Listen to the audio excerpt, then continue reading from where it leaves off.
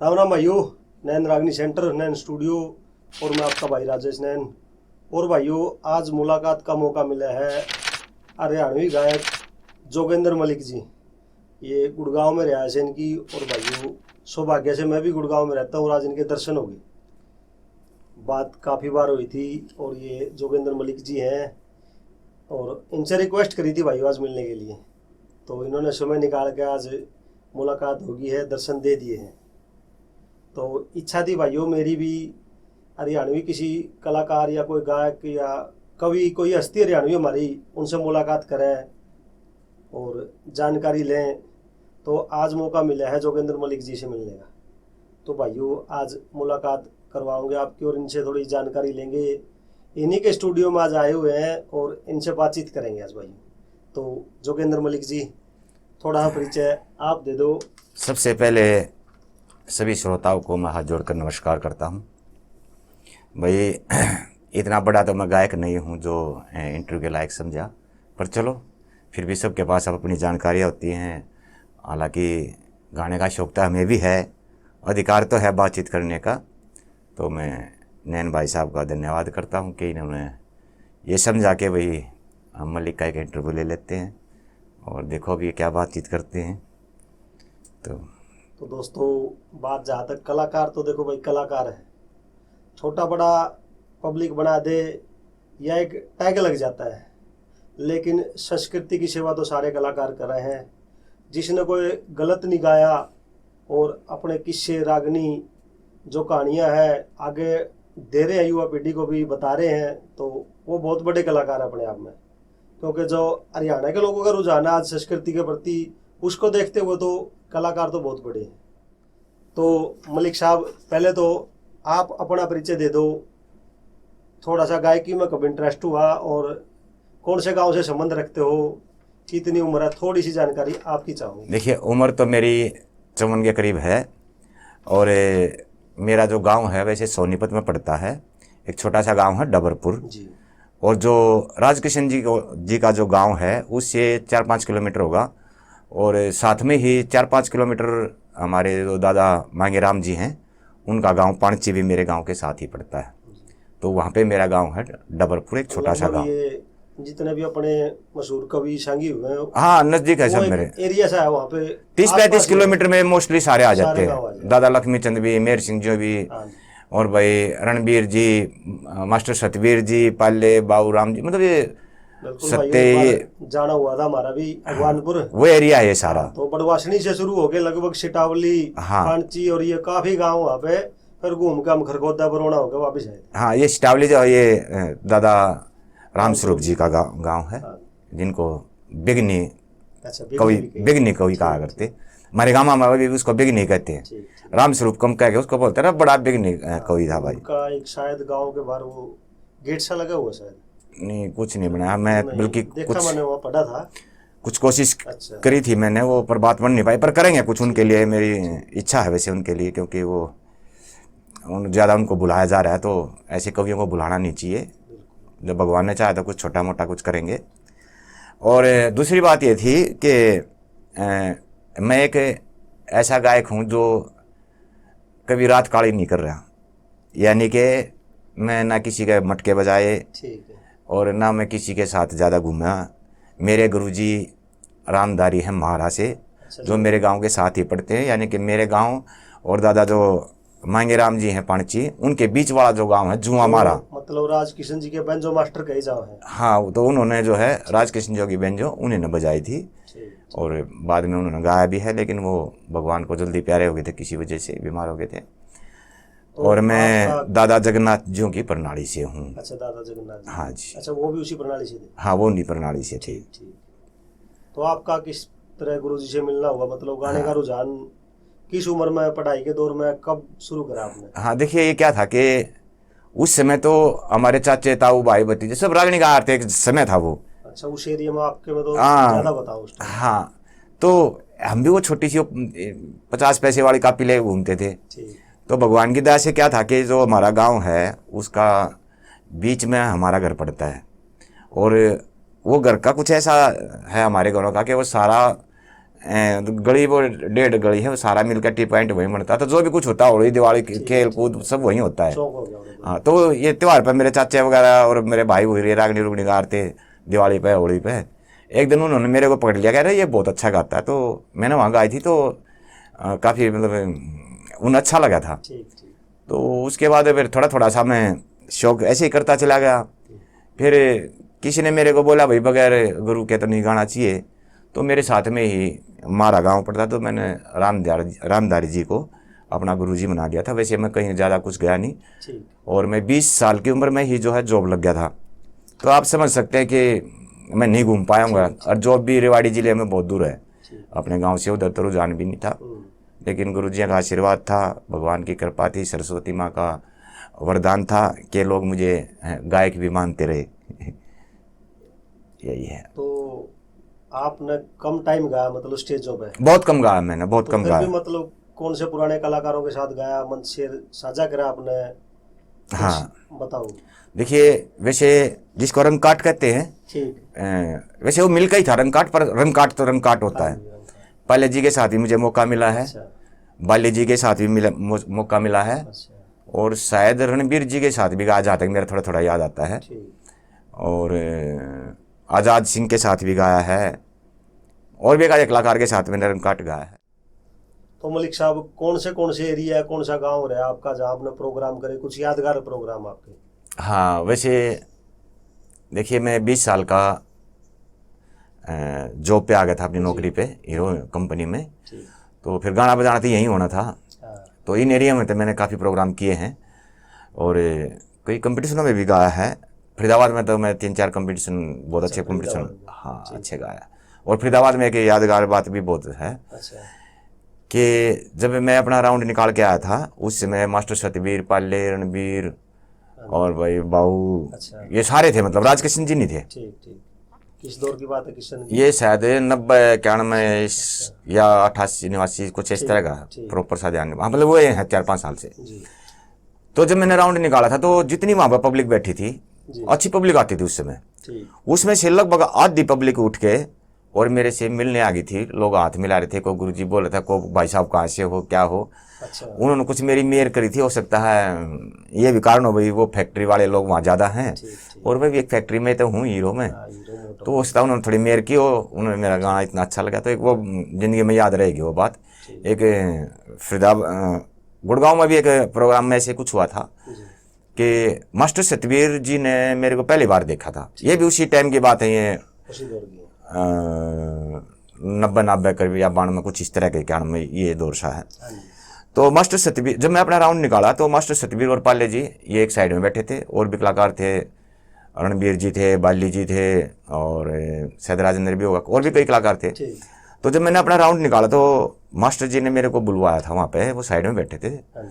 तो मास्टर जी ने मेरा हौसला ऐसा बढ़ाया था कि भाई मैं तेरी कमी तो नहीं बता पा रहा, लेकिन बहुत अच्छा गाते हो, और आप मार्केट में मैंने आपका नाम नहीं देखा, तो ये इसका कारण क्या। तो कुछ बातें हुई थी नौकरी नाकरी के बारे में, मैंने उनको बता दी मेरी प्राइवेट नौकरी है, तो इसलिए नहीं हो पाता। बोला नौकरी तो मेरी भी है, अच्छा। मुझे आपकी सरकारी, ठीक। मैं प्राइवेट में, ये सम्मान। तो कुल मिलाकर मतलब मैं जो कहना चाहता हूँ, मास्टर जी ने मेरे को क्या कहा था वहाँ पे जी। कि आप मेरे टच में आ जाओ। जब कई बार हमारे पास ऐसा होता है डबल प्रोग्राम है, तो एक प्रोग्राम हम तेरे को भेज दिया करेंगे। ठीक। मतलब सपोर्ट करा करते हैं बहुत बढ़िया कलाकार ने। देखिए ये तो आज के दिन सुनने में आ रहा है, मुझे तो नहीं पता ये सच है या गलत है।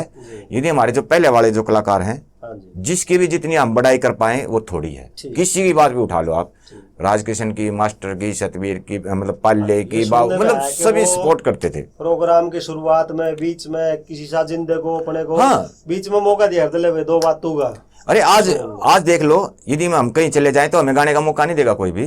और उस समय, जिस समय इतने ये बड़े बड़े कलाकार होते, मैंने माँ से पालेराम के साथ पर सबसे ज़्यादा गाया, रणबीर के साथ बहुत गाया है मैंने, और वैसे भगवान की दास है, मैंने शायद सभी के साथ पे ही गाया है। आज तक मेरे पास वो शब्द नहीं है जैसे लोगों की वो बोलते हैं कि भाई साज अच्छा नहीं बजाया, दबात कर दी, ये कर दिया। भाई मेरे ऊपर तो भगवान की माया और उन लोगों की सोच, उनकी ईमानदारी, मैंने आज तक ये शब्द अपने मुख से नहीं बोलना पड़ा कि उन्होंने मेरा साथ नहीं दिया। तो मतलब आपकी कोई खुद की प्रोफेशनल पार्टी नहीं थी, आपने शौकिया ही गाया है?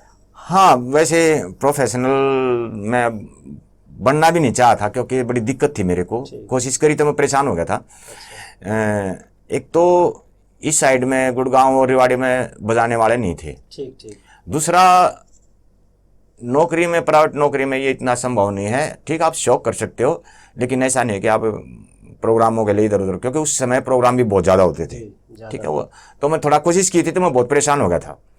हाँ, लेकिन इतना मैं ज़रूर कहूँगा कि सभी लोगों ने, जहाँ भी मैं गया, सभी लोगों ने मेरे को प्यार बहुत दिया।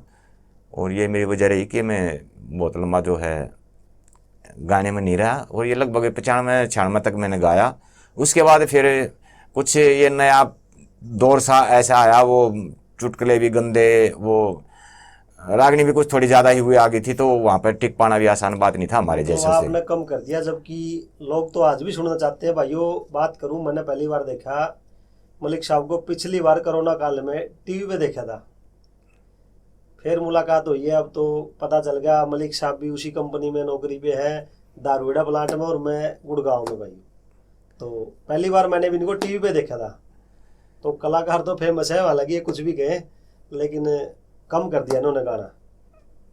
चलो, ये बड़ी खुशी की बात हुई कि जो भाई मेरा इंटरव्यू ले रहे हैं ये भी मेरी कंपनी में हैं, दूसरे वाले प्लांट में। मुझे और भी अच्छा लगा।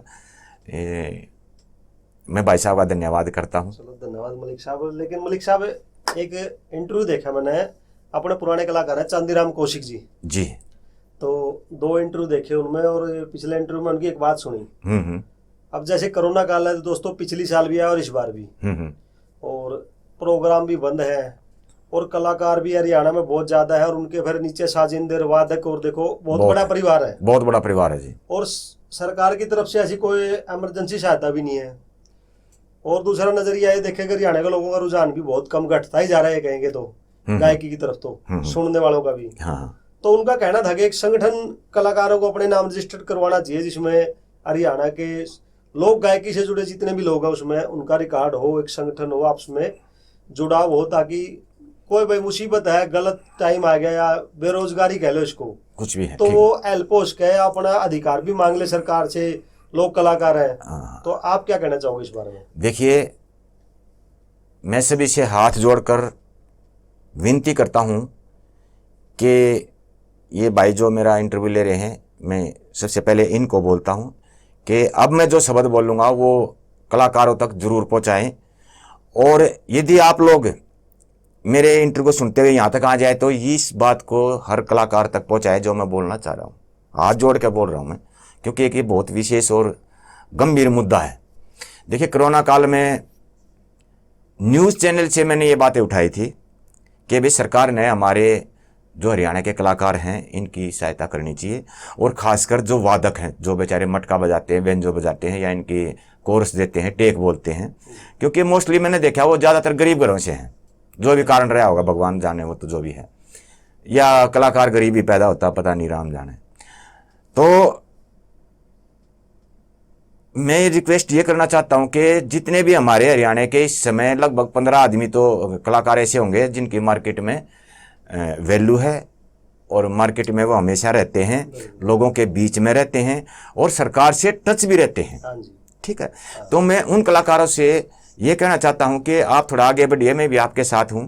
यदि कहीं कुछ वैसी भी जरूरत पड़ेगी, भाई कई बार होता है कि खर्चा कौन करे, कोशिश करूंगा मैं आप लोगों का साथ भी दे दूं इस बात पे, अकेला भी दे दूं, नहीं तो आप लोग, ऐसी बात नहीं है, मुझे पता सब लोग अच्छे लोग हैं। एक संगठन बनाया जाए। ये संगठन हमने आज तक नहीं बनाया है कलाकारों का, जैसे दादा लक्ष्मीचंद से लेके और आज तक। इसीलिए हरियाणा के कलाकार हमेशा गरीब रहे हैं। हर कलाकार को अपने बच्चों की चिंता रही है, क्योंकि गायकी बजाना और जो भी ये कलाकार है, इसमें वो आदमी इस काम को छोड़कर दूसरा काम कर ही नहीं पाता, तो इसकी ये मजबूरी हो जाती है। और देखिए, महंगाई का दौर है, तो मैं ये कहना चाहता हूँ कुल मिला के कि जो भी हमारे इस समय मार्केट में कलाकार हैं, 15-20 जो भी कुछ हैं, सारे एक संगठन बनाएं और गवर्नमेंट को अपनी बातों से अवगत कराएं कि भाई हमारे साथ कुछ गरीब कलाकार ऐसे भी रहते हैं, उनकी एक हमेशा सुनाई हो, उनकी मदद हो, उनके लिए कुछ कानून हो। जैसे मैंने पता लगा कि भाई कुछ डिपार्टमेंट हैं हमारे यहाँ पे, लोक संपर्क है, एक कला परिषद वगैरह है, गवर्नमेंट के तो हैं ये। और मुझे यहाँ भी पता लगा कि उन लोगों ने कोरोना काल में पहली बार भी और अब दूसरी बार भी कुछ लोगों को कुछ हेल्प की है। लेकिन इसमें एक बड़ा दिक्कत वाला मामला है कि जो हमारे व्यंजो और मटके के जो कलाकार हैं, इनको सरकार कलाकार ही नहीं मानती, रजिस्टर्ड ही नहीं करती इनको। तो सबसे पहले तो हमारे जो ये वाले कलाकार हैं, क्योंकि हमारे हरियाणा में सबसे ज़्यादा लोगों के बीच में संस्कृति को फैलाने में, संस्कृति को बताने में, संस्कृति को बचाने में हमारे ये रागनी वाले कलाकार होते हैं। और वो पैसा मुझे शायद नहीं बोलना चाहिए कहाँ गया, लेकिन मुझे ये जरूर पता कि इन गरीबों के हाथ में वो पैसा नहीं आया। तो मैं विनती करता हूँ कि इन कलाकारों को भी रजिस्टर्ड किया जाए, एक समिति बनाया जाए, संगठन बनाया जाए। तो मैं उन सभी भाई कलाकारों के साथ हूँ यदि वो इस बात पर अपनी सहमति जताते हैं और कोशिश करते हैं। और दूसरी बात ये कहना चाहूँगा मैं, अब हम कह देते हैं संस्कृति बचाओ, ये करो, संस्कृति बचाएगा कौन? घर में बैठ कर संस्कृति नहीं बचेगी। संस्कृति बचाएंगे वो लोग जो संस्कृति के लिए काम करते हैं, जो हमारा गाना गाते हैं, जो हमारी कविताएं लिखते हैं, जो हमारी कविताएं ला के देते हैं, जो हमारा मटका बजाते हैं, जो हमारे व्यंजो बजाते हैं, जो हमारा कोर्स देते हैं। संस्कृति को फैलाने वाले वे लोग हैं, वही हमारी संस्कृति को बचा सकते हैं और ज़्यादा फैला सकते हैं। यदि वही लोग बेचारे अपने बच्चों के लिए कुछ नहीं कर पाएंगे, हम लोग उनकी हेल्प नहीं कर पाएंगे, सरकार उसकी हेल्प नहीं कर पाएगी, तो संस्कृति कहाँ से बचेगी? मैं अपने कमरे में बैठ कर संस्कृति नहीं बचा सकता। मैं कर ही क्या रहा हूँ संस्कृति के लिए? संस्कृति के लिए वो लोग कर रहे हैं। तो मेरी सभी भाइयों से एक दोबारा विनती है कि एक संगठन बनाया जाए और जितने भी हमारे वादक हैं इन सब का रजिस्टर्ड किया जाए और सरकार को इनके पूरे नाम दिए जाए और इनको क्या क्या ज़रूरत पड़ती है, क्या क्या मुसीबत आती है, वो सारी सुविधाएं इनको दिए जाएँ। यही मेरी विनती है। और ये इतना तो भाई से मैं फिर दोबारा विनती करता हूँ, ये इतनी क्लिप हर कलाकार जो गायक हैं, वादक हैं, वहाँ तक भेजने की कोशिश करें। ये मैं हाथ जोड़कर बोलता हूँ। मैं हर तरीके से तैयार हूँ। बात करा हमने, वैसे खो तो बहुत कुछ दिया। ये सुना कि सांग से पहले भी उसका चलन कुछ और था, फिर सांग भी थोड़े से पेशेवर हो गए, रागनियाँ भी अच्छी आ गई, गाने के तरीके भी बदले हैं। उससे पहले एक आला सुनते हम, आला, हाँ, बम लहरी हुआ करता, बम लहरी। फिर अपने सांग भी मान लो। वैसे खो तो हमने बहुत कुछ दिया, बचा तो थोड़ा ही है। अब देखो संस्कृति की बात करें दोस्तों, संस्कृति हो हमारा पहनावा मान लो, हमारी बोलचाल, हमारे रीति रिवाज, हमारे त्योहार मनाने के तरीके, ये सारे संस्कृति के अंग हैं। अब आप देखो हमारे पास कितना बचा है। हाँ। हमारा तीज त्योहारों से रुचि चली गई, सब चली गई, पहनावा हमारा नहीं रहा पुराना, खान पान भी चला गया, बोलचाल में भी बहुत फर्क आ गया। एक दौर तो ये था कि हरियाणवी बोलने से भी कतराया करते शहरों में कि नहीं बच्चे बिगड़ जाएंगे, आज तो फिर भी देखो हरियाणवी बोलने की तरफ रुझान है। तो सिर्फ हमारे पास बची है रागनियां, तो कम से कम हम काफी कवियों की लक्ष्मी चंद जी से लेकर और भी बहुत है, और नई भी लिख रहे हैं कुछ। बिल्कुल, तो कम से कम इनको तो बचाएं। बिल्कुल बिल्कुल। देखिए, बचाने का सबसे आसान तरीका मेरे को यही लगता है कि जो इन रागनियों को हमारे लोगों के बीच में, पब्लिक के बीच में जो लोग लेके जाते हैं, सरकार ने उन लोगों पर जो है अपना ध्यान देना चाहिए, उनको सुविधाएं देनी चाहिए और उनको रजिस्टर्ड करना चाहिए। सबसे पहले संस्कृति वो लोग ही बचाएंगे हमारी। चलो बिल्कुल जी। एक बात करें, मान लो अपन है आकाशवाणी रोहतक, वो ये कहते हैं कि जो हमारे स्टूडियो में गाता हम उसी की सुनवाते हैं। सेवा भारती का ये अपना जो बोलते हैं रेडियो का पूरा आकाशवाणी का, तो वो देखो कलाकार वहाँ पे उनका एक स्टूडियो का कलाकार भी मानते हो। हाँ। आकाशवाणी का उसको। हाँ। वहाँ पे कड़वा पेंजू गा भी रहा है और बड़ी मुश्किल से सिलेक्शन होता है उसमें। मैं बताऊं आपको, मैंने सुना है पुराने कलाकारों से इंटरव्यू लेके, स्वर परीक्षा लेके। हाँ बिल्कुल। लेकिन आकाशवाणी की तरफ से भी देखें तो आज किसी कलाकार की पुण्यतिथि है, कोई स्वर्गवासी कलाकार है, गिनी चुनी एक दो रागनियां बच गई पुराने की, वो भी नया ले लिया, रिकॉर्ड पुराना छोड़ दिया। तो वहाँ पे भी कोई लेखा जोखा अभी तक कलाकारों के प्रति नहीं है सरकार की तरफ से। ऐसा शायद नहीं है। देखो कलाकारों को मतलब स्टूडियो का कलाकार भी मानते हैं, फिर कड़वा बंजू गायकी को सरकार मान्यता भी नहीं दे रही। तो ये दो राय कहेंगे सरकार का। दो राय है, बिल्कुल दो राय है। तो मलिक साहब, एक मैंने वीडियो देखी थी, एक भाई ने शेयर करी मेरे पास। 1982 की रिकॉर्डिंग है। चमकीला कलाकार हुआ पंजाब में, लोक गायक थे वो भी पंजाब के। 1982 की रिकॉर्डिंग है। जैसे अपने प्रोग्राम होते ना, स्टेज के भीड़ है, माइक लगी है, और उनके साजिंदे बैठे हैं और बिल्कुल जैसे अपने रागनी बजाना दोस्तों, एक तारा सा उनके पास और वो ऐसे ही गा रहे हैं। शायद तुम भी बोलते हैं उसको। हाँ जी, तुम भी है एक तारा, ऐसा कुछ है वो। उस पे गा रहे हैं। उस टाइम लोग इनाम दे रहे हैं 1982 में, तो वो ये भी उनका नाम लेके बोल रहे हैं कि भाई ने इनाम दिया मेरे को। लेकिन 1982 से आज अगर कोई पंजाबी फिल्म देख रहा हूँ, कनाडा में शूटिंग हुई है उस फिल्म की, कोई सरदार जी कनाडा गए विदेश, वहां पे उसने एक टैक्सी वाले को रुकवाया है, वो अंग्रेज टैक्सी वाला है, उसकी गाड़ी में बैठ के बोलते हैं भाई चमकीला का गाना लगा। क्या बात है। आज तक उसको इतना महत्व देते हैं, इज्जत देते हैं। मतलब एक फिल्म में नाम लेने का मकसद यही है कि 8-10 करोड़ के बजट की फिल्म भी है, मान लो कम से कम, उस कलाकार का एक नाम ले रहे हो, रिस्पेक्ट है उसके प्रति। आज भी चमकीला को मतलब कहीं ना कहीं यूज किया जाता है, इज्जत दी जाती है, उसको जिंदा रखा हुआ, रखने की कोशिश भी कर रहे हैं। अब अपने हरियाणा में उल्टा है। अपने हरियाणा में अगर हम किसी गाड़ी में कोई बैठ भी जाए ना और रागनी लगा दी, न्यूयॉर्क पे बंद कर देना, के कले चला रखे हैं। तो मलिक साहब यो बदलाव क्यों आ गया इतना? हाँ देखिए, इसमें सबसे पहले तो मैं, जैसे आपने कहा कि वो इतने पुराने हुए कलाकार हैं और कितने भी बजट का उनका प्रोग्राम हो पंजाब वालों का, चमकीला जी को वो कहीं ना कहीं उसमें दर्शाने की कोशिश करते हैं। ऐसे में आपके सामने अभी भी हैं रमेश कलावड़िया जी, मैं उनकी महानता को सलाम करता हूँ। हर तीसरे चौथे प्रोग्राम में वो राजकिशन जी का जिक्र कर ही देते हैं। देखिए, वैसे तो हम स्टेज पर दादा लक्ष्मी चंद नू बोले, मांगे राम जी नू बोले, जाट मेहर सिंह नू बोले, भाई हम बोले कह तो रहे हैं, लेकिन ये बातें हमें सुनी सुनाई हैं, हम उनके साथ कह रहे हुए नहीं हैं। लेकिन रमेश कलावड़िया तो उनके साथ रहे हुए हैं और आज भी उनको इतनी इज्जत देते हैं। तो हमें एक तो अपने खासकर जो पुराने गायक हैं उनको इतनी इज्जत देनी चाहिए, पहला पॉइंट ये है। अब दूसरा बात था कि भाई हमारे कलाकारों का जो इतना वो क्यों नहीं है, रिस्पेक्ट क्यों नहीं है, इसके कई कारण हैं और संस्कृति घट क्यों रही है। ये 2-3 चीज़ आपने जो इसमें इन्वॉल्व कर दी एक बार में ही। सबसे पहले तो इज्जतें खुद करवानी होती है। आपको अपना व्यवहार कैसा है। जैसे मैं आपको बोलूं, मैंने किसके साज पे नहीं गाया, सबके पे गाया मैंने, कोई दिक्कत नहीं। या आज 1 मिनट में एक दूसरे को स्टेज पर बेइज्जती कर देते हैं, जबकि राजकिशन से लेके और राजेंद्र रणबीर तक, सुनील तक आ जाओ, बीच के जो ये सारे कलाकार हो गए, इन्होंने ऐसे खिंच के गाया, लेकिन गाने को गाना रखा, खूब ये दिखाया, लेकिन बाद से लड़े, साज के मोर से नाचे। अब ना तो वो चीज़ है ना वो है, और द्वेष भावना है।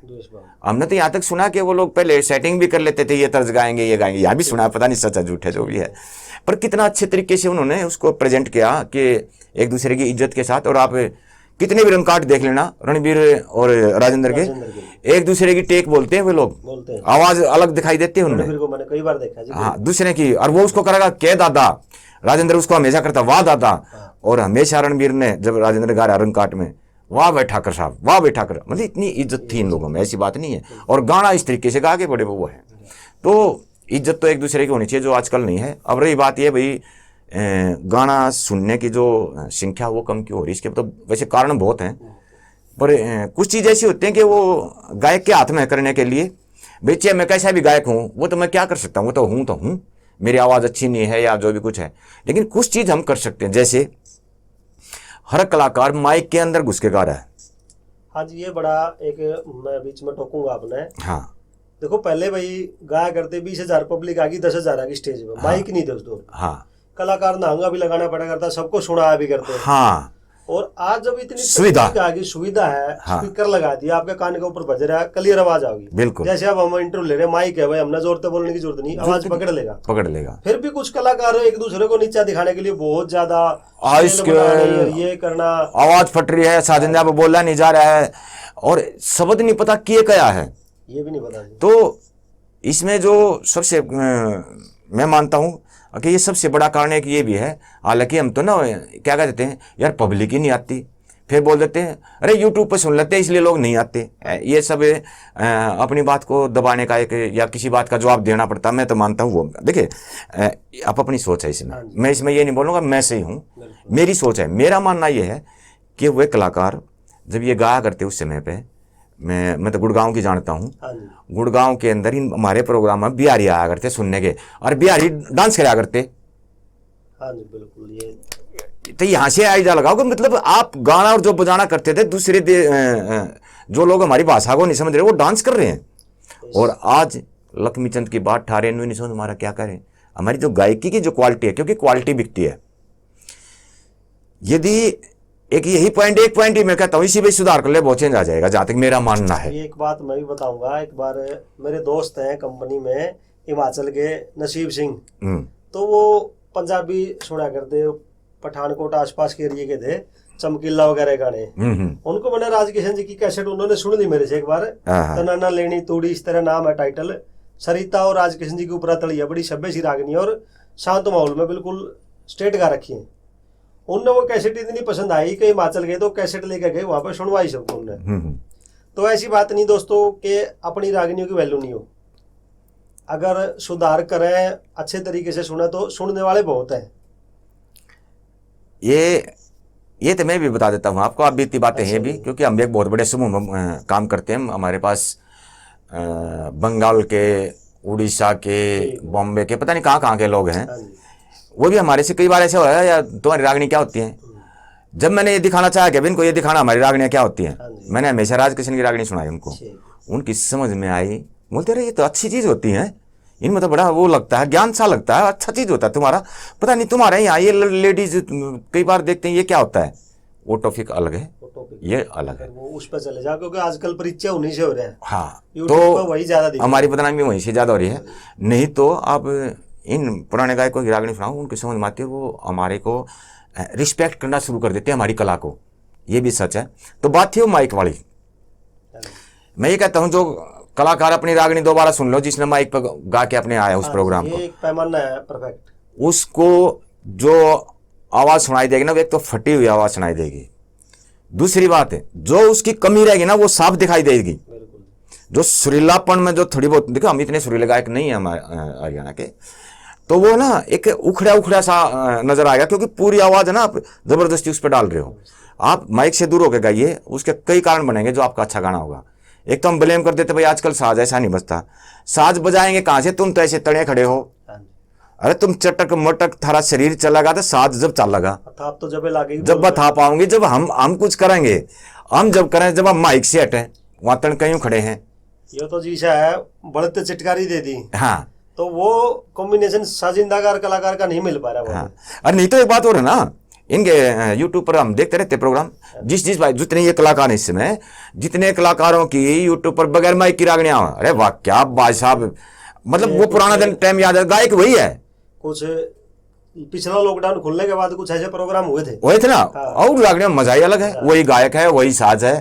तो इसका मतलब यह है कि एक ये छोटा सा काम तो हम कर सकते हैं, ऐसी कोई बात नहीं है तो बहुत चीजें, पर इसी से एक इस कारण से कई चीजों में बदलाव आ जाएगा, इसलिए मैं इस बात को उठा रहा हूँ।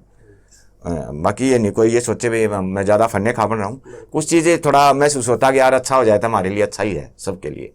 तो मलिक साहब एक कमी जो मैंने महसूस करी है आज के टाइम में, कलाकार गाँव है जिस समय वो टेक उठावा है, ऐसा लगे कि बहुत बड़े शास्त्रीय संगीत के कलाकार हैं और बहुत कुछ अच्छा जमकर गाओगे। जैसे उनकी टेक पूरी होना, वो कुछ ऐसी स्पीड पकड़ा, उसके बाद कली पे कली, उसके बाद समझ में नहीं आता कि क्या कर रहे हैं। हाँ, वही है उसको आप किस नजरिए देखो। देखिए, एक तो ये ज़्यादा स्पीड दे दी। हाँ जी। और स्पीड देने से क्या हो रहा है, जो गायक के बोलों के जो थाप हैं, हाँ जी, वे थाप और वो बोल उनके वहाँ करेक्ट नहीं जा रही है जहाँ जानी चाहिए। हाँ, जो काउंटिंग कह रही है ना अपनी गायकी की, क्योंकि म्यूजिक जो है ये काउंटिंग होती है, 1 2 3 4 ऐसे 1 2 3 4, तो वो जहाँ पे वो चीज़ आनी चाहिए ना, वो बेस आना चाहिए उसका, वो चीज़ नहीं आ पा रही है। वो एक स्पीड में जा रहा है, साजिंदा भी अपना पूरा काम निकाल कर दे रहा है, ले भाई तू गा ले भाई। तो मैं इसमें केवल साज को ब्लेम नहीं करूँगा, केवल गाने वाले को ब्लेम नहीं करूँगा। इनको थोड़ा सा समझेंगे ना तो उनको वो स्वाद आ जाएगा, ऐसी कोई दिक्कत नहीं है।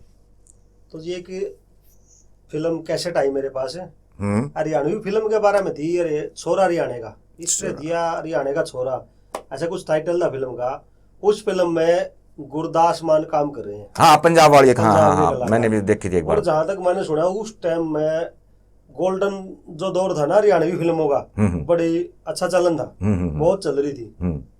और उस दौर में गुरदास मान ये बता रहे हैं कि जो अपने ट्रक यूनियन ने प्रोग्राम जैसे बुला ले ना, छोटे मोटे प्रोग्राम पंजाब में शुरू हुए थे। हाँ हाँ बुलाने का दौर चला कलाकारों को, अपने फिल्में बनती थी। हाँ आज ऐसा क्या हुआ कि अपने तो कलाकारों ने प्रोग्राम नहीं मिल रहे। पंजाब में एक फिल्म इंडस्ट्री खड़ी होगी जिसमें 1-2 लाख या 2.5 लाख आदमी काम कर रहे हैं, अच्छा रोजगार ले रहे हैं। हाँ। और संस्कृति का प्रचार भी हो रहा है। देखिए इसमें मैं जो अपनी सोच बताऊंगा बड़ी अटपटी है हाँ जी, वो मेरे ख्याल में कुछ को तो वो ठीक नहीं लगेगी ठीक बात। और कुछ इस बात को मानने को तैयार नहीं होंगे। हाँ जी, हमारी संस्कृति में क्या है कि हमने एक बात तो सीख ली, असना असाना ही जिंदगी है, अपना साड़ा ये या हरियाणा का तो हर आदमी जवाबदेही होता है। जो आप दे रहे हो। तो हम लोगों ने गलती क्या की हुई है, जब भी हमने फिल्में बनाई या जो भी हमारा सांस्कृतिक प्रोग्राम है उसमें हमने कुछ किसी ना इस तरह की फूट लिया दी कि वो बच्चों के साथ बैठकर हम दिखाएं या वो करें तो बच्चों को ऐसा लगता है यार आज का जमाना बच्चों के लिए ये ठीक नहीं है। ठीक है, चाहते थे हम भी हम अपनी हरियाणी चीज दिखाएं उनको, दिखा नहीं पर वो थोड़ी हंसी मजाक को ना उस एंगल में ले गए कि वो फूट सी लगती है। भाई मेरा रोल है, मेरे कपड़े फट रहे होंगे, एक साइड की मूछ कट रही होगी, बाल बाल नहीं रखे होंगे, क्या ये हमारी संस्कृति है क्या ये? हाँ जी, मतलब या सासू के मारूंगा हाँ, क्या है यार ये? कुछ अरे तुम्हें हंसाने के लिए ये सारी दुनिया हंसाती है, लेफ्ट ये चैनल वगैरह दुनिया भर के इतने बड़े बड़े ये कवि हैं जो हास्य कलाकार हैं वो भी हंसाते हैं, लेकिन वो एक सभ्यता के हिसाब से हंसाते हैं, हम फूटता के हिसाब से जिसको हम अपने बच्चों को सुनाना नहीं चाहते। ये सबसे बड़ी गलत बात है। हंसाना तो चाहते हैं, हंसते हैं, एक ला हंस लो, मेरे बच्चे उसमें ना सुने, मेरे घर वाले उसको ना सुने, ये क्या है? तो हंसाने का जो एक शुद्धता होनी चाहिए हंसाने की, उसमें फूटता बहुत ज्यादा है। तो जी जैसे एक सांगियों की बात करें, एक बार इंटरव्यू देखा था मैंने एक सांगी का, वो भी अपना दर्द व्यक्त कर रहे हैं। देखो भाई वो सांग होते थे पहले, ये मान लो आप 95 तक तो चले होंगे बहुत अच्छे। हाँ अब एक सांग का दौर था, पंडित लक्ष्मी चंद मांगे राम धनपति या उनकी अगली प्रणाली, वो वहां तक तो नाम मिल गया उनको, क्योंकि उस दौर में और मनोरंजन था नहीं, शायद इतना रेडियो भी आया था। लेकिन जब उनसे अगली पीढ़ी आई और उन्होंने फिर अपने बच्चों को भी इस काम में लगा लिया, हाँ। लेकिन डिमांड घट गई और 95 के बाद तो शायद वो, मैं मानता हूँ, बेरोजगारी बैठे हैं। बिल्कुल। शायद ही किसी कलाकार को कोई सरकारी आयोजन में बुला ले तो अलग बात है। सांगी को एक सांगी, उसके नीचे बेड़े में कितना खर्चा होता है, वो लोग बेरोजगार हो गए, उनको काम नहीं मिला। तो अगर ये संगठन हो, इस तरह की कोई संस्था हो, तो आज वो बेरोजगार नहीं होते, मेरा मानना है मलिक साहब। देखिए पहली बात तो गवर्नमेंट के कागजों में तो ये चीज़ है, ठीक है, लेकिन ये उन लोगों तक नहीं पहुंच पाती जिन लोगों के लिए ये पहुंचनी चाहिए। और गवर्नमेंट के पास बजट भी होता है, और जहाँ तक मैं समझ सकता हूँ इस मामले में पूरे भारत में हम सबसे पीछे होंगे। हरियाणा कला, जो हरियाणी संस्कृति, हरियाणा के गायक कलाकार, इनका सबसे मेन प्रॉब्लम क्या है कि पहली बात तो हमारा एरिया ही छोटा पड़ता है। दूसरा जो एक बात मैंने बोली थी सभ्य और असभ्यता, वो असभ्यता हम बहुत यूज करते हैं हर जगह, जो हमारी संस्कृति को फैलने से रोकती रहती है। जितने भी हम लोग हैं उसमें भी वो पूरी नहीं जा पाती, क्योंकि हम अपने बच्चों को नहीं चाहते ये इस तरह का हंसाना जिस तरह की हम बात बोल रहे हैं, एक टेढ़ा मेढ़ा हो के ना नहीं रहा वो, ये क्या है ये भाई?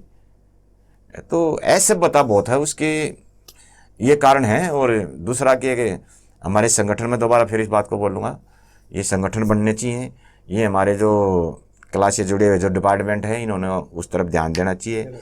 और सबसे दुख की बात ये होती है कि जो कलाकार लोग होते हैं बेचारे दूसरा काम भी नहीं कर पाते, वो उस कला में ही खो जाते हैं। उनको इस महंगाई में अपने बच्चे पढ़ाने भी हैं, लिखाने भी हैं, घर भी बनाने हैं, सब कुछ चाहिए, लेकिन उधर कोई ध्यान नहीं देता। मैं चाहता हूँ कि इस तरह पे संगठन बने और जो हमारे गवर्नमेंट के जो सरकारी डिपार्टमेंट है, महकमे हैं, वो इन चीज़ों पर थोड़ा ध्यान दे। मैं यही कहना चाहता हूँ। मलिक साहब एक दौर चला था, आपकी भी कैसेट रिकॉर्ड हुई है, हमने देखी है, शायद मेर सिंह जी की रागनियों पे फौजी की कई आई हैं। तो एक दौर था भाई वो कैसेट कंपनियों का हरियाणा में। लेकिन जहाँ तक देखें कि ठीक है किस्से गवाए वो तो बड़े फेमस हुए, वहां तक तो समझ में आवा कलाकार का और कैसेट का एक कॉन्ट्रैक्ट है, वो किस्सा उसके लिए गा रहा है। लेकिन जब स्टेज पे कुछ कैसेट कंपनियों ने रिकॉर्डिंग करी तो संस्कृति का मैं मानता हूँ व्यापार करा एक तरह से उन्होंने। आप मानते नहीं, मैं इसका उदाहरण भी दूंगा अभी। हाँ जी, वो सही बात है। देखिए मैं कंपनियों का नाम इसलिए नहीं लूंगा कि हमें अधिकार नहीं है डायरेक्ट किसी को बोलना, पर आप लोग यदि रागनी सुनने और पुराने इन चीज़ों को जानते हो, उनके नाम पढ़ो, उनमें से कोई भी लोग देहाती लोग नहीं है जिनकी कंपनियां थी। जो उस भाषा को जानने वाले हैं उनमें से कोई भी नहीं है। ठीक बात। एक ये बहुत बड़ा रीजन रहा है, उनको यही नहीं पता ये क्या गा रहे हैं, क्या ये शब्द बोल रहे हैं। उन्होंने हमारे साथ कितना, चलो बिजनेस किया, उससे बात दुखी नहीं हूं मैं, लेकिन दुख इस बात का कि बाय चांस किसी कलाकार ने वहां पर एक पब्लिक का समूह है हंसाने के लिए कोई छोटी मोटी बात बोल दी, चुटकुला बोल दिया, उन लोगों ने उसको काटा नहीं, हाईलाइट, उन्होंने अपना बिजनेस करा। और ये एक मेन कारण रहा हमारी संस्कृति को डुबोने वाला। जब हम रागनी सुनना चाहते हैं, रागनी तो हरिश्चंद्र की चल रही है, आंखों में आंसू आने वाले हैं, लेकिन बीच में एक चुटकुला आ जाता है जिसको मैंने आवाज बंद करनी पड़ती, मेरी बहन को ना सुन जाए, मेरे बच्चे को ना सुन जाए। उन्होंने वो चुटकुले भी नहीं काटे, उन्होंने हमारी संस्कृति का नाश किया है। इनके ऊपर मैं ये कहता हूँ ऐसे लोगों के ऊपर तो केस करना चाहिए जिन लोगों ने हमारी संस्कृति का नाश किया, अपना व्यापार किया। उनके व्यापार से मैं दुखी नहीं हूं, हमारी संस्कृति फैलाई नहीं, उन्होंने हमारी संस्कृति को खत्म करवाया। इसलिए आज एक सेकंड, इसलिए आज हम अपने बच्चों को रागनी सुनने नहीं जाने देते, हम खुद भी नहीं जाते सच पूछे तो। और घर में जैसे मिसिज है, बहन है या माँ है, बोलते हैं तो एकदम से हम ऐसे डाउन हो जाता हमारा सतर, क्योंकि इन लोगों ने हमारा सतर डाउन करवाया। नहीं तो हमारे तो वेद शास्त्रों से लिखी हुई बातें हैं, राजे महाराजाओं की कहानियां हैं। देखो भाई, ये एक दौर था, कलाकारों को तो ये भी नहीं पता था रिकॉर्डिंग हो रही है। हाँ, वो अपने एक उस दौर में जो पब्लिक बैठी है, जो उनकी डिमांड है या एक मनोरंजन है, वहां के लिए कोई छोटी बात बोल दी, लेकिन कैसेट कंपनी वाला 20 साल पहले की रिकॉर्डिंग में से स्पेशल उसको काट के आज यूट्यूब पर डालता है, गंदा सा फोटो लगा के। हाँ, मैं मलिक साहब कई दिन से नोट कर रहे हो, एक कैसेट कंपनी का चैनल है, हाँ, वहां पे सिर्फ हर गाने के ऊपर एक ही फोटो मिलेगी लेडीज की, वो भी जहां से नगन है, वो हर जगह एक थंबनेल लगा देता है। तो ये बड़ा गलत चलन है। मैं रिक्वेस्ट करूंगा सभी हरियाणा के भाइयों से, संस्कृति से जो जुड़े हैं या कहीं और कम से कम रागनी या कुछ डीजे के गाने सुनते हैं, मान लो भाई, उसको रिपोर्ट करा करो। हाँ, ये बात है। उसके ऊपर एक ऑप्शन होता है, आप वहां उसको लिखो भाई सेक्सुअल कंटेंट है या ये किसी को अब्यूसिव कंटेंट है, उसको रिपोर्ट करो आप। ये बात ध्यान से सुनने की है। यदि आप संस्कृति के रखवाले मानते हो तो, संस्कृति के जिम्मेवार बोलते हो तो, ये भी नहीं कर सकते और क्या करेंगे हम। देखो, आज एक शॉर्ट वीडियो का जमाना है या पोस्ट का है फेसबुक पे, कम से कम आप उसका विरोध खुल के करो। भैया ये बंदा गलत कर रहा है, ऐसे नहीं 100 बंदे 1000 करेंगे तो उस तक बात पहुंचेगी। हाँ, सुधार आएगा। आपको कुछ नहीं करना, रिपोर्ट तो कर ही सकते हैं, रिपोर्ट कर सकते हैं, बिल्कुल करनी चाहिए। अच्छा मलिक साहब, एक पुराने, वैसे हम तो पुरानी रागनियों के शौकीन है और भाई भी ज्यादा पुरानियों की डिमांड है। आज भी डीजे पे भी भाई गाँव है, अच्छा गाँव है, कुछ भाई बहुत अच्छे गाने भी लेकर आए हैं और जारी भी रहना चाहिए। लेकिन जो पुराने रंग स्टेजों पे होया करते, उनमें एक मिठास होया करती अलग से। ऐसा क्या है कि सारे रंग पुराने छोड़ कर जितना भी जो भी फिल्मी गाना होगा उसे पे रंग लिया जाएगा, फिर वो हमारी देसी तर्ज या जो पुराने कलाकारों ने मेहनत करके रंग बनाए थे वो क्यों छोड़ दिए? वो क्यों छोड़ दिए? देखिए, मैं मानता हूँ कि जो हमारा स्टेज पर गाने का जो तरीका है, तो गायक मजबूर हो गया वो गाने के लिए, वो साज भागादौड़ी में हो गया, वो साज वो ऐसा मुश्किल लगता है कि नहीं बज पाएगा, और फिर साज नहीं बज पाएगा तो गाने वाला गा नहीं पाएगा।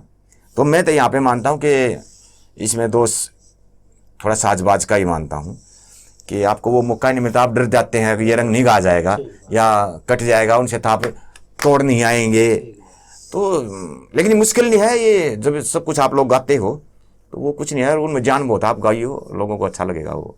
अच्छा जी, शुरुआत में हमने सुना पहले प्रोग्राम 80 के आसपास के आप बता रहे हो, जैसे उस दौर में एक चलन सुना कि भाई कलाकारों को बोला जाता है इस किस्से की रागनी गा दे, दूसरे को बोला भाई आप भी इसी किस्से की 4 और गा दो, किसी कवि का टारगेट दे दिया भाई इस कवि की गानी है। लेकिन अब 2002 के आसपास ऐसा दौर देखने को मिला गाने का, कुत्तों की तरह लड़ा दिए कलाकार, उस तो ऊंचा गाना का, इसने आनी नहीं चाहिए, ये नहीं होना चाहिए, कमेटियों ने दबाव डाले, कलाकारों ने भी दबाव में आए, क्या सही था वो? हाँ, देखिए, पहली बात तो यह है, मैं एक बात तो ये अवश्य कहूंगा, बदलाव तो आना चाहिए। बदलाव नहीं आएगा तो देखो, क्योंकि बच्चे भी तो बदलाव में हैं, बदलाव तो मिल जाना चाहिए। कोई वो नहीं है कि भाई आप भी 4 ही गाओ, ये करो वो करो, लेकिन चलो तुम्हारी इच्छा है, हालांकि मैं तो उसको भी अच्छा नहीं मानता जो ये रंग काट जिस तरह से हो रहे हैं, पर जो वो लोग रंग काट गा रहे हैं, क्या वो सही था? वो खुद गा पा रहा है जो रंग उठा रहा है? क्या उसकी आवाज सही काम कर रही है जो रंग आप भर रहे हो? मतलब आप अपने औकात से ऊपर गा रहे हो, आवाज साफ नहीं। इसी वजह से दूसरे लोग जब हमारी रागनी को सोचते हैं वो हंसते हैं, हम गला फाड़ रहे हैं, गाना नहीं सुना रहे। नहीं तो आपके तो शब्द ऐसे हैं कि ये रागनियाँ तो पूरे इंडिया में फैल सकती हैं। आपकी तो बनावट जो दादार की हैं वो इस तरह की पूरी इंडिया में जा सकती हैं यदि उनको इतनी सभ्य से गाया जाए, इतने मध्यम स्वरों से, जहाँ भी उनकी रिक्वायरमेंट है रंग के हिसाब से वो गाया जाए, न कि उसको एक पत्ता वो इसलिए ऊपर गाओ कि मैं ज़्यादा आई गाता हूँ। तो ये बदलाव के तो मैं हक में हूँ, लेकिन ये मैं नहीं मानता जो आजकल हो रहा कि एक दूसरे को काट रहे हो, तुम सुना नहीं रहे। काट तो काट ही होता है, दो भाग हो जाते हैं काटने से। हमें सुनाना है। मास्टर पायलट जी का कितना लंबा चला, राजेंद्र रणवीर और सुनील जी का कितना लंबा चला, लेकिन बंदे सुरों में, बंदे साज पे, बंदी आवाज़ में झूम झूम के क्या मोर से नाचा करते गाने में। देखो कमेटी में ठीक है, उन्होंने पैसे लगा दिए, लेकिन उसमें 4-5 आदमी ऐसे हैं जिनने अपने तरीके से मजा लेना है, संस्कृति से कोई मतलब। हाँ, उनके दबाव में हमारे कलाकार कई खराब हुए, माने आवाज ही खराब हुई उनकी। हाँ वही है। कई कलाकार गाना छोड़ गए क्योंकि दबाव इतना रहा, एक दूसरे को काटने में, ऊंचा गाने में। और बढ़िया कलाकार थे वो, लेकिन गायब हो गए वो। अब वो कहते हैं भाई इसको नहीं आना चाहिए, जब इसको आएगा नहीं तो हम कंपटीशन किस बात करेगा। हाँ। फिर क्या उसमें पैरामीटर क्या है। देखिए ये तो थोड़ा, हाँ मैं चाहता हूँ कि जिसके अंदर सुनने का जो स्वाद होगा वो स्वाद सुनेगा, और किसी को बस ये है कि भाई हमने इसकी रेड मारनी है। रेड मैं ये बता देता हूँ आज आपको, जो आदमी इस तरह का विचार रखता है ना इसकी रेड मारनी है, वो आदमी खुद खराब है। उसके विचार है जो वो अच्छे वाले तो है नहीं ना। रागनी श्रोता वो तो, जो रागनी श्रोता होगा वो तो स्वाद लेगा रागनी का, भाई बढ़िया सी रागनी सुना दे। तो मैं तो उसी आदमी का इंट्रोडक्शन बताऊंगा जो ऐसा करते हैं। वो आदमी खुद ही मेरे हिसाब से अच्छा नहीं है। गाने वाले की मजबूरी हो जाती है बेचारे की, क्या करे गाने वाला। अच्छा जी, मलिक साहब एक आजकल के लड़के गाने बना रहे हैं डीजे पे, ठीक है। देखो ये शौकिया कलाकार तो शौकिया भी पहले होते थे, लेकिन वो अभ्यास करा करते, सीखा करते। अब भी अच्छे बना रहे हैं कुछ बहुत अच्छे, लेकिन जो आज का साज है वो एक नेशनल लेवल का, मान लो इंटरनेशनल सारा बजा है, कॉमन है। लेकिन पहले जो साज होया करता, बैंजू का अभ्यास, मटका का और तबले का, फिर पीछे और ज्यादा, उनका तो पूरा जीवन ही तपस्या थी, उसमें पारंगत होने में निकल जाया करता। लेकिन जो गढ़वा बैंजू का दौर एक गायकी का आया और आज का गढ़वा बैंजू है, उसमें इतना ज्यादा चेंज क्यों आ गया कि गढ़वे की थाप का पता ही नहीं चल रहा, बहुत स्पीड में बज रहा है। क्या वजह रही, साजिंदे तैयार नहीं हो पा रहे, या अलग अलग साजिंदे नहीं रहे, या क्या कहना चाहोगे आप? देखिए पहले क्या था, ये महंगाई का जमाना नहीं था, तो कलाकार समर्पित हो जाता था गाने को, ठीक है। और भगवान की दास से भले ही वो पैसे वैसे मांगे नहीं जाते थे, लेकिन पैसे मिल जाते थे, इतना गुजारा हो जाता, लेकिन महंगाई ज़्यादा बढ़ गई। और अब उन लोगों की मजबूरी है, या तो वो साथ में दूसरा काम करें, इतना उनको नहीं मिल पाता कि वो इसको समर्पित हो जाएं। तो वो जो एक अपना उसका अभ्यास है, जो एक उस समर्पित है, वो उसके प्रति नहीं है। वो केवल एक अब इसको बिजनेस कहेंगे। अब हम एक गायक के लिए बिजनेस हो गया, जो बजाने वाले उनके लिए दाढ़ी होगी। वो अपनी दाढ़ी से मतलब है, चाहे वो कोई किसा गा रहा है, तन बस बजाने से लेना देना है, इसी से है। तो ये मजबूरी है, तो इसलिए जो संगठन वगैरह बन जाए तो थोड़ा ये सुधार हो सकता। और जो नए गायक हैं, ये जो भाई डीजे वगैरह गाते हैं, देखिए मैं उनका समर्थन करता हूँ, वो अच्छी चीज़ बनाए, यदि हमारी संस्कृति को वो उठाने में सहयोग कर रहे हैं तो कोई बुराई नहीं है, ठीक है। बदलता तो सब कुछ है, हमारे कपड़े पहनने का भी समय हाँ, तो कोई मेरे उसका मैं साथी हूँ, कोई दिक्कत नहीं है, बदलाव करिए। अच्छा मलिक साहब, एक दौर में ये भी एक संस्कृति के नुकसान में बड़ी अहम चीज मानेंगे, ये कुछ आरोप लगे, कुछ बातें आई कि मंचों पर, स्टेज पे जो रागनी गाई जाए उनमें जातिवाद हावी हुआ। अच्छा, ये विषय चला है, कोई कलाकार कुछ कहे, कोई मानना है, कोई नहीं मानना है, आपके क्या विचार है इस बारे में? देखिए जहाँ तक जात पात की बात है, पहले तो मैं गायक से ही शुरू करता हूँ। एक इंटरव्यू और भी मेरा किसी ने लिया था, उस पर भी उसने ये बात उठाई थी जात पात की। देखिए जो हमारे जिनके नाम हैं बड़े बड़े, वो किस जात के हैं वो शायद सबको पता होगा। मैं शुरुआत करता हूँ, राजकिशन किस जात से था, मतलब चलो मैं उनकी कास्ट नहीं बताऊंगा पर समझने के लिए है। जगबीर कारोरिया कितने बढ़िया गायक हुए हैं, सत्य फरमानिया, पालेराम, बाबूराम, और मतलब ऐसे जिनके नाम हुए हैं, ये नाम वैसे ही हो गए। यदि जात पात आगे हटती तो इनके नाम नहीं होने थे। तो ये तो अपनी एक कला है जिसके अंदर है, उसको जात पात किसी को नहीं रोक सकती, ये एक बहाना है। हाँ, थोड़ा सा फर्क पड़ता है एक चीज का कि भाई जैसे मान लिया वो कुछ किसी कास्ट से है तो उसके जानकार ब्याह शादी हैं तो उसी को ही बुलाएगा, जानकारी उसी के है। हाँ जी। अब मेरे बुआ के घर पे कुछ वो होगी तो वो कहेंगे भाई मामा के वहां से बोल दे लड़का गाने आएगा, तो ये मेरे ख्याल में बहुत मैटर नहीं है। हाँ, थोड़ा सा कवियों के प्रति जहां तक मेरे को लग रहा है थोड़ा जात पात आई है, अब आई है वैसे, अब गायकों में भी आई है वैसे देखा जाए तो थोड़ी आई है जो नहीं आनी चाहिए। लेकिन मेरे को नहीं मिलता जो जात पात कर रहे हैं उनको कोई इससे बेनिफिट होना है, ये उनका वहम है, ये गलत सोचना है। जो मान है वो मान रहेगा, उसको कोई गिरा नहीं सकता। जो अच्छा गायक है वो अच्छा गायक ही रहेगा। बाकी ये नहीं होना चाहिए, यदि किसी के माइंड में है तो ये सभ्यता नहीं है और ये एक अच्छे कलाकार या अच्छे इंसान की पहचान नहीं है, क्योंकि जात पात कुछ नहीं है।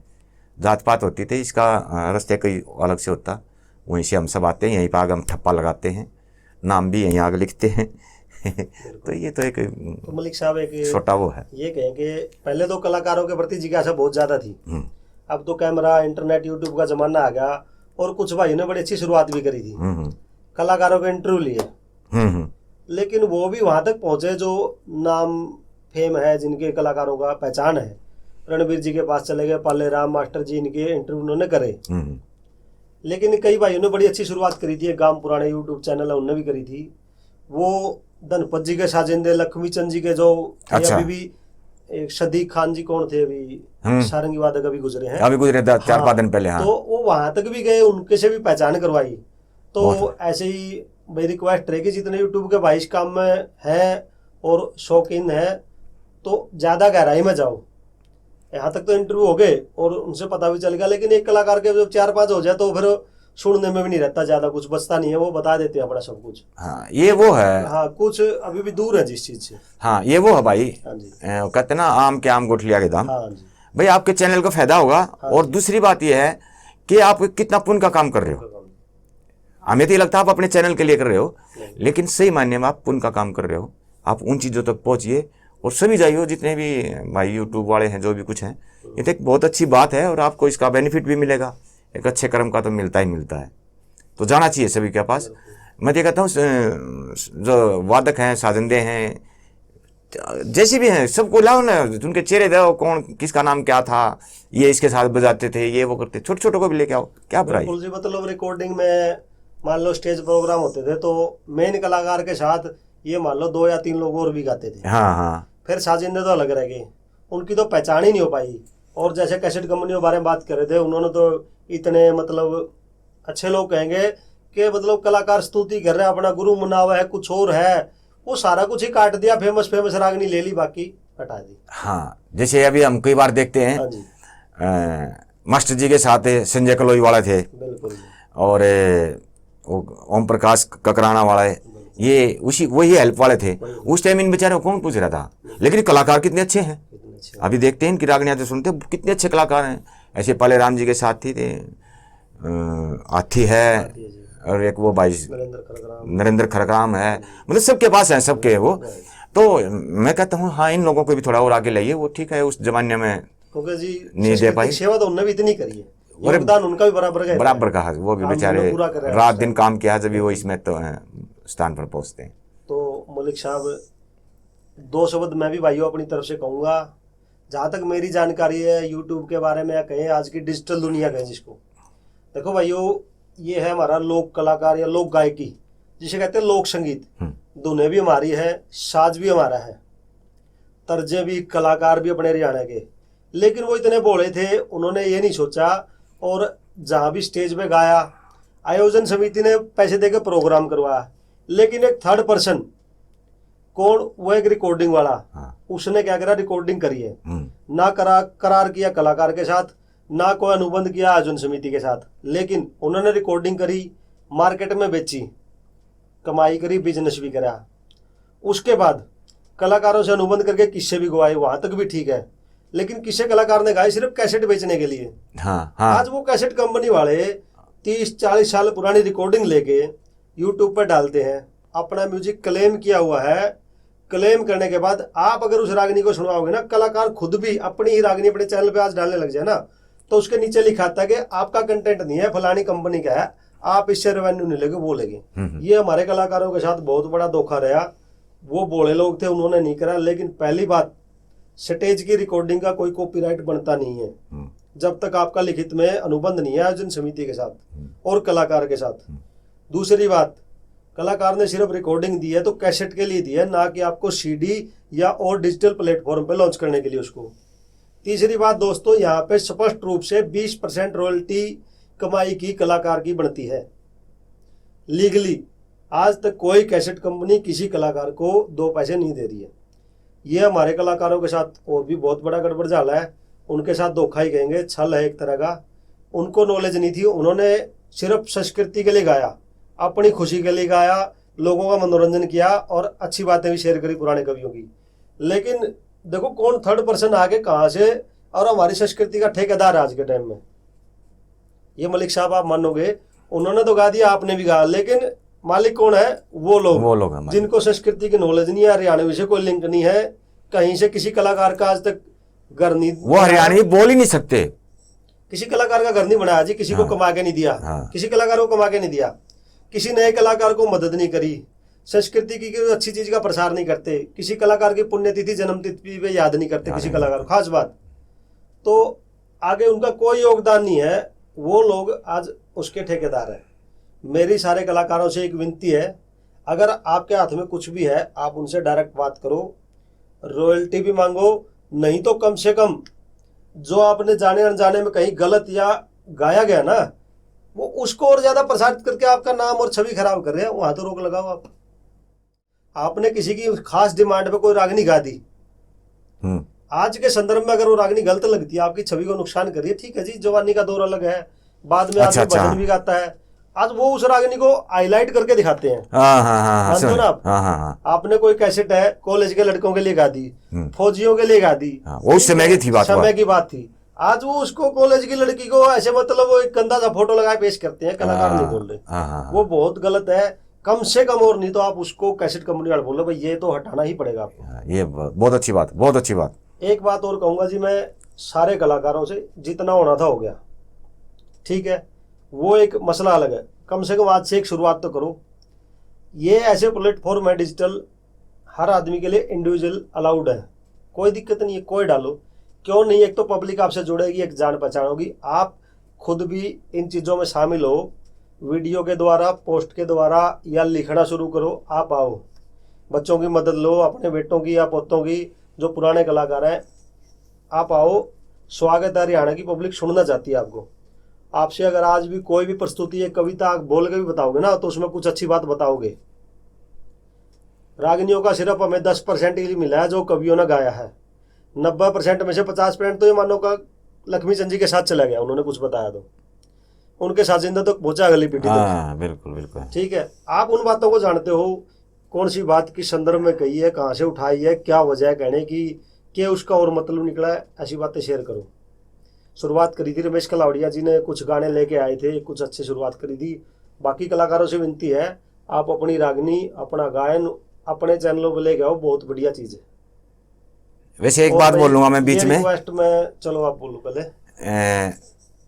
भाई नैन ने जो ये बातें की, ये मेरे पास एक इंटरव्यू के लिए नहीं आए थे, ये मेरा हौसला बढ़ाने ही आए थे कि आप लोग ये यूट्यूब वगैरह चैनल क्यों नहीं चलाते, आप संस्कृति को फैलाने वाले हो। तो ये मेरे को यूट्यूब जो चैनल वगैरह होता है, ये मुझे सिखाने आए थे, ये ऐसे चलते हैं, ऐसे किया करो, ये किया करो। तो मैं भाई साहब का बहुत बहुत धन्यवाद करता हूँ कि ये तो हमारा हौसला बढ़ाने आए थे कि ऐसे प्रचार करो हमारी संस्कृति का, आप लोग थोड़े पुराने हो, ज़्यादा नहीं चलाना आता, हम बताएंगे ये कैसे कैसे चलाए जाते हैं। ये इसलिए आए थे, इंटरव्यूज के बाद में हुआ है। तो बहुत बढ़िया बात भाई साहब। तो यही विनती है, तो जो भी कलाकार है, मैंने चांदीराम कौशिक जी को भी, उनसे बात हुई थी, उनसे भी कहा था कि आप भी आया करो, आप 2 बात भी बोलोगे ना तो वो किसी का काम आएंगे। हाँ। आपने वो दौर देखा है जब गाने की शुरुआत हुई, सांगियों को देखा, पुराने को, पुराने कलाकारों को देखा है, वो भावना, वो गाने का दौर, पब्लिक का, वो देखो कितने लोग सुना करते। तो वो चीज़ें शेयर कर सको हमारे साथ, नई पीढ़ी को, देश को सीखेंगे। बहुत हो लिया, सपना भी नाच के चलेगी, और भी है, लोग हैं कुछ नहीं, थोड़े दिन के थे, हाँ कुछ नहीं है, लेकिन अगर अच्छे लोग आगे आओगे तो इनकी वैल्यू नहीं है, ये भी मजबूर हो जाएंगे उन चीज़ों को। बिल्कुल बिल्कुल।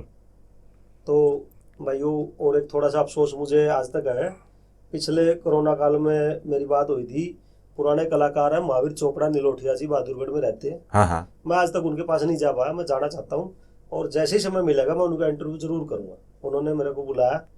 देखो भाई, शुरुआत करें ना, मैं मेरी बात करूँ, शौकीन था सिर्फ राजकिशन जी की रागनी ज़्यादा सुने करते हैं पुरानी। आज ऐसा मंच हो गया, मेरा चैनल ही मान लो, पता नहीं कहाँ कहाँ से, राजस्थान से, मध्य प्रदेश से और यूपी और हरियाणा से बहुत फोन आवे। ऐसी बात नहीं, अच्छी बातें सुनने के बहुत लोग शौकीन है, पुरानी रागनियों पसंद भी करे हैं, जानकारी भी चाहवा, हालांकि मेरे पास होती नहीं, मैं दे नहीं पाता। तो कलाकारों के फ़ोन आए हैं, बहुतों के आए हैं, वो भी जुड़ना चाहे पब्लिक से, लेकिन थोड़ा सा मार्गदर्शन हो जाए सबका। जिस चीज़ की उनको नॉलेज नहीं है आप बता दो, शेयर करा करो अच्छी चीज़ें। सारे कलाकारों से विनती है भाइयों, आप आओ, इन प्लेटफॉर्मों पर आओ, आप खुद डायरेक्ट आओ, बिल्कुल। कोई कैसेट कंपनी नहीं आएगी बीच में, पब्लिक आपको डायरेक्ट इनवाइट करेगी। जरूरी नहीं है बड़ा आयोजन ही हो, रंग काट ही हो 10 कलाकारों का, जरूरी नहीं है, छोटा प्रोग्राम भी हो सकता है, थोड़े लोगों के बीच भी हो सकता है। हाँ, वो और ज्यादा सभ्य होगा। जहां भी मौका मिले ना वहां आप पहुंचो, बहुत अच्छा रहेगा। तो भाइयों, आज विराम देगा इस इंटरव्यू ने। मलिक साहब से यही रिक्वेस्ट थी कि आप भी आओ। तो भाइयों, इनका चैनल है, ये शौकिया, फेसबुक पे लाइव बहुत आते हैं, लॉकडाउन में बहुत आवे, रागनी सुना दें 2 मेज पे बजा के ना आराम से। तो इनसे विनती थी भाई, आप कम से कम जितना संग्रह आपके पास है अपना पुराना या और कुछ बातें हैं, आप इनका चैनल बना दिया भाइयों, नीचे डिस्क्रिप्शन में आपको लिंक मिलेगा, जरूर चैनल पर जाना है अपने, शेयर करो, सब्सक्राइब भी करो, और जो कुछ कलाकार आओगे उनने भी सहारा देना है और उनको मतलब हाथों हाथ लेना हमने, ताकि जल्दी प्रचार हो इन चीज़ों का, क्योंकि कलाकार धरोहर है हमारी। बिल्कुल। जो चीज़ चलेगी जी वो तो नहीं, चलो हमने खोया बहुत है, बहुत ज़्यादा खोया, बहुत हमने। खो दिया, लेकिन अब टाइम है बचाने का, और जितना बच सका उतना बढ़िया है। किसी भी स्टेट का कल्चर देख लो आप, देखते होंगे, चाहे कोई लाइक ना करे, लेकिन प्रधानमंत्री भी जाते हैं तो हर कल्चर स्टेट की अलग झांकी वहाँ पे हुए हैं, बिल्कुल बिल्कुल, है ना जी। बिल्कुल। वो अपनी लोक कलाओं को जिंदा रखे हुए हैं। आपने देखा हो भोजपुरी में एक बार बहुत गंदगी आ गई थी, हाँ। बिहार के समाज ने इतना सख्त विरोध करा, आज के टाइम में खत्म है जी। अच्छा। आप देखो, भोजपुरी गाने सुनाते थे हमारे गाने वाले, चला था ना एक बार भोजपुरी का चलन सा। अच्छा भाई, पंजाब का तो कहना है कि बहुत ऊपर चले गए। फिल्म इंडस्ट्री जो 2-2.5 लाख लोगों को रोजगार दे रही है, हाँ, दे रही है जी, खरा आराम से दे रही है। अपने वाले भी कोशिश कर रहे हैं नए लड़के, तो अपने पास भी हो सकता था, किसी का काम आता, किसी का घर चलता, बहुत अच्छा था। तो हर स्टेट का है, हमारा भी हमने ऊपर उठाना है। आज हमारी पहचान ये ना हो कि किसी टोल टैक्स पे बैठे हैं तो कोई माइक लगा गया, वो ताई का आगे डा दे, ताई भाई उसको पता है, देखो वो देहात में रही है, उसने के करना है, जो अपनी सासू गला, बउआ गला, खसी गला, वो 2 बात बोल देगी, छोरे रोली मोदी के, लेकिन ठीक है आप बरगला रहे हो उसको। किसान का नहीं है, वो हित कर रहे हैं, आप हित कर रहे हो, वो हमारा प्रचार नहीं हो रहा, हमारा नुकसान हो रहा है। तो भाइयों, मेरी विनती है, जोगेंद्र मलिक जी से भी उम्मीद है चैनल पे एक्टिवेट रहेंगे, फेसबुक पेज पे, फेसबुक आईडी भाई फॉलो करो इनको, हमारे जितने कलाकार हैं, पुराने कलाकार और ज्यादा आएंगे तो और अच्छा है। तो मलिक साहब बहुत बहुत धन्यवाद। हाँ, मतलब ये संस्कृति को बढ़ाने के लिए ही सब कुछ है। मुझे ज़्यादा नहीं चलाना आता था, भाई ने मेरे को आज ये सिखाया कि कुछ उठाओ, ये ऐसी तो उठेगी संस्कृति। और जो ये बता रहे हैं कौन कौन सा बटन क्या दबाते हैं, मेरे ख्याल में उसमें तो कोई पैसा लगता नहीं, एक दूसरे की थोड़ी राग आपस में कराया करो, कुछ जब भी समय मिला नॉलेज मिली, यही है वो संस्कृति फैलाना, और क्या है संस्कृति। तो सभी भाइयों को राम राम भाई, राम राम भाइयों, जय हिंद, जय हमारी हरियाणवी, जय हरियाणवी संस्कृति।